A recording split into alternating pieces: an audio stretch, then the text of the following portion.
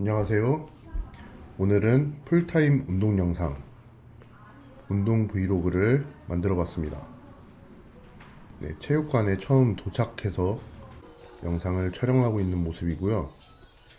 아무래도 풀타임이다 보니 영상이 좀 길어서 불필요한 부분이나 휴식, 이런 영상들은 빨리 감기를 했습니다. 자, 워밍업부터 스트레칭도 제가 영상을 찍었는데요. 저는 별도의 스트레칭을 하지 않고, 한다면 저 폼롤러 정도, 길게 하지도 않습니다. 한 3분 정도, 2분에서 3분 정도를 해주는 모습입니다. 저 폼롤러를 제가 굉장히 추천하는 부분인데요. 제가 3대 운동, 4대 운동에서 굉장히 강조하는 부분이 있습니다. 바로 동작에서 가슴을 유지하는 겁니다. 그 동작을 원활하게 하려면 흉추의 유연성 매우 중요한데요. 그래서 저 폼롤러를 해주면은 가슴, 흉추 가동성이 훨씬 좋아집니다. 그래서 저는 폼롤러를 굉장히 추천하는 편이고, 저렇게 많이 할 필요도 없이 2분에서 3분 정도, 허리보다는 흉추, 그러니까 등, 허리보다는 등 쪽에 대고 문질러 주시면은 확실하게 그날 스쿼트나 데드, 벤치프레스에서 또 오버헤드 프레스도 흉추 가동성이 좋아진다고 느끼실 겁니다. 꼭 한번 해보시는 거 추천합니다. 또 뒤에 제가 워밍업에 대해서 질문을 받곤 하는데요. 영상에서도 보실 수 있듯이 워밍업을 따로 다른 종목으로 하지 않고 저는 첫 종목으로 워밍업을 해줍니다. 빈바부터 한 장씩 꽂아 나가면서 개수를 줄여 나갑니다. 그러니까 빈바는 5개, 한 장씩 꽂고 4개, 한 번 더 꽂고 3개, 2개, 이런 식으로 가져가고 있습니다.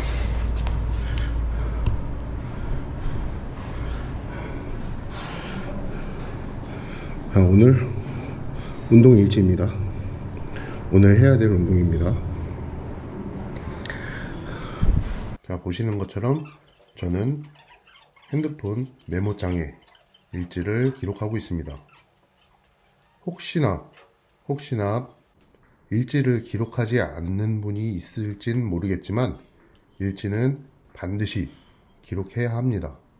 자, 보시는 영상이 워밍업 4번째 세트고요.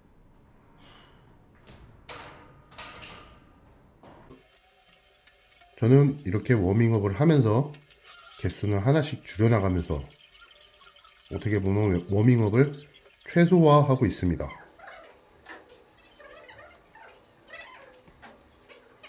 무게가 올라가면 올라갈수록 워밍업 하는 시간도 길어질 수도 있는데, 어떻게 보면은 불필요한 칼로리 소모를 줄이기 위해서라도, 아니면 운동 시간이 무제한으로 길어지는 걸 방지하기 위해서라도 워밍업은 조금 줄여주는 걸 추천합니다.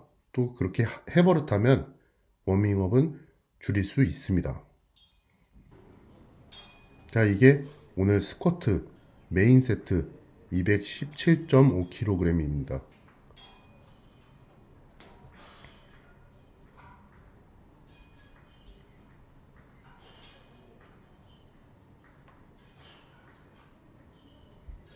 총 5회씩 하고 저는 3세트를 계획하고 있습니다.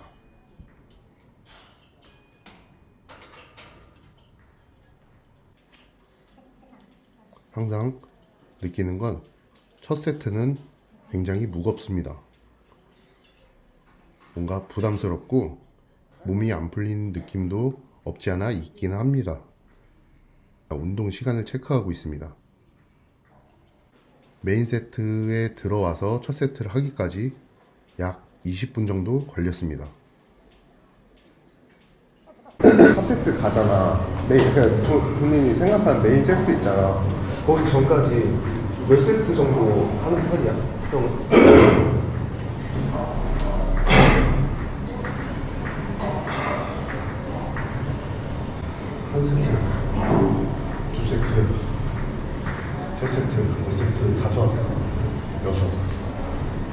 6시 아니지 5세트지. 인파스 하고. 첫 번째, 두 번째 세트, 세 번째 세트, 네 번째, 다섯 번째 세트, 메인. 근데 그러다 보니까 솔직하게 메인 첫 세트잖아. 힘들어. 두 번째 세트 좀 괜찮아. 맞아. 세 번째 몸 풀려 가벼워. 맞아. 근데 나도 그렇긴 한데, 그렇다고 앞에를, 나도 평균적으로 한 4세트에서 5세트 들어가고. 근데 그렇다고 거의 6, 7세트로 늘리자니 너무 오래 걸리고. 근데 그것도 비용적이야. 아니면 그런 방법도 있어. 뭐 적당한 무게 있잖아. 요즘에서 좀 술을 많이 해. 근데 그래도 나는 오히려 그 중량에 대한 적응감이 필요한 것 같아, 적응. 그래서 나도 처음에 그렇게 약간 밑에서 중량 개수를 좀 해봤는데, 그거보다 그냥 개수를 줄여서 그 무게에 대한 적응을 주는 게 좀 더 빠른 것 같아. 근데 이게 해보니까 옛날에 나도 워밍업이 엄청 길었단 말이야. 사이클도 타고 여러 세트하고 막 스트레칭도 하고 그랬는데 그것도 길들이기 나름이야. 짧게 하면 짧게 돼. 딱 4세트 하고 바로 메인 들어가야지.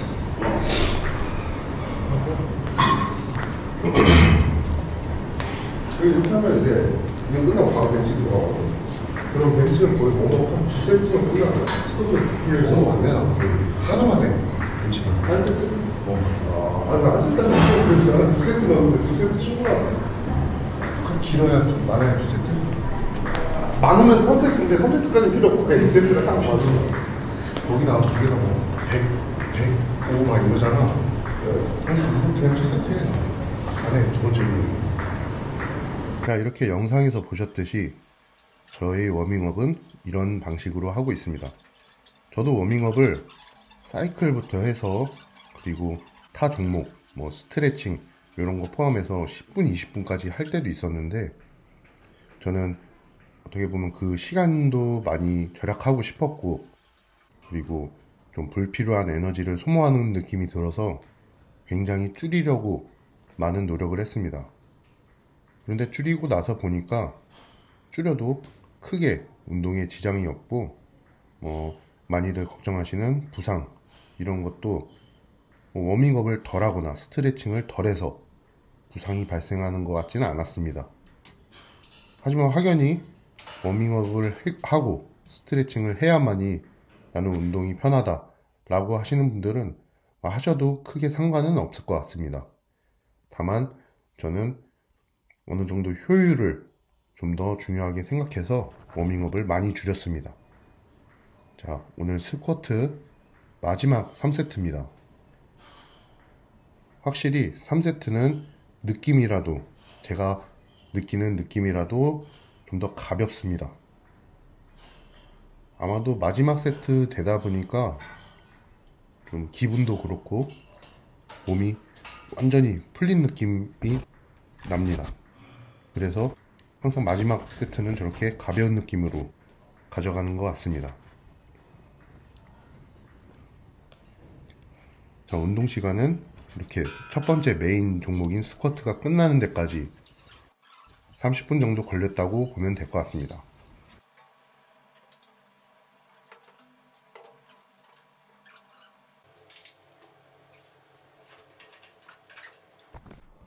자, 이게 벤치프레스 패드인데요.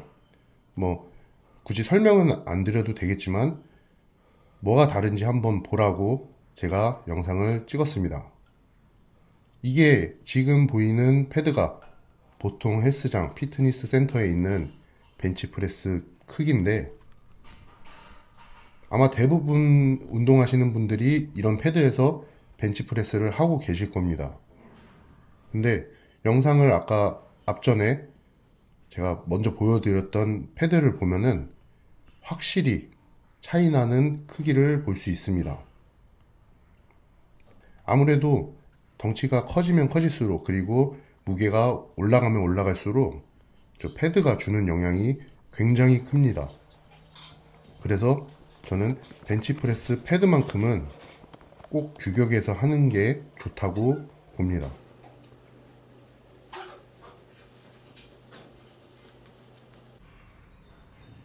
자, 벤치프레스 워밍업은 한 세트만 가져갑니다. 영상에서 보셨듯이 100kg로 세팅했고요.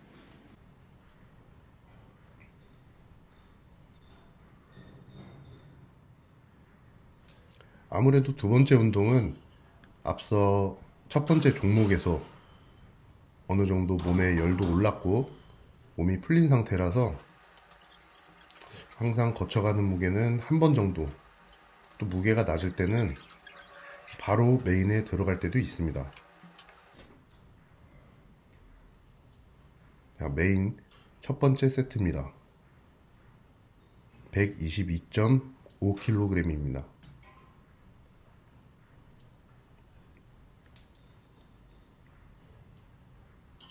저는 지금 나름의 볼륨 트레이닝을 하고 있습니다.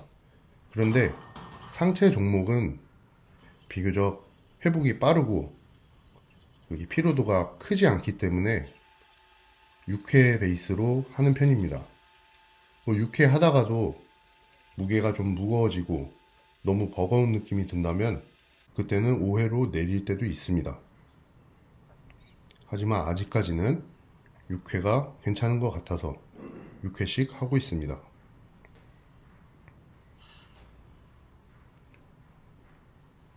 아무래도 좁은 벤치 때문에 제가 좀 부자연스러움을 느꼈습니다. 파워렉 쓰는 자리가 하나로 한정되어 있기 때문에 가끔은 어쩔 수 없이 이게 좁은 패드에서 하는데, 항상 그렇듯이 좀 좁은 패드에서 하는 게 더 불편하고 무게를 다루기 어렵고 견고한 셋업을 만드는데 좀 방해 요소, 좀 지장이 있다고 봅니다. 그래서 좁은 패드에서 하는 걸 꺼려 하지만 오늘은 좁은 패드에서 했습니다.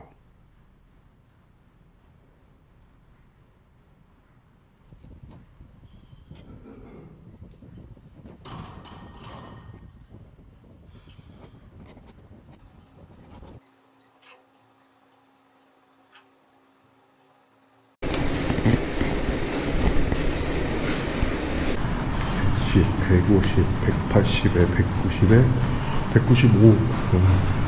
자, 이 영상은 보이는 무게로 암랩 세트를 하는 모습입니다. 195.